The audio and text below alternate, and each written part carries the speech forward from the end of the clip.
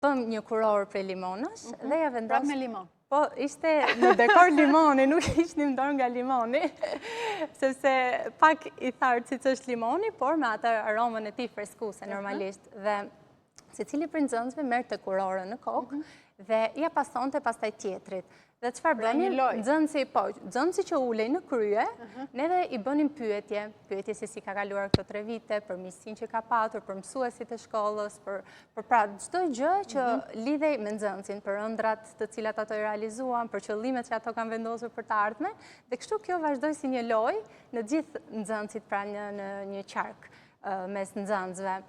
Ju si mësuese, më ngacmojnë pyetjet që më vijnë nga biseda që bëhet.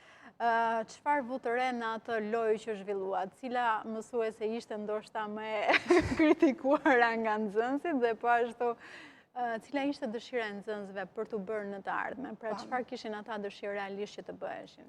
Pra çfarë rrugë do ndjekin në arsimin e lartë?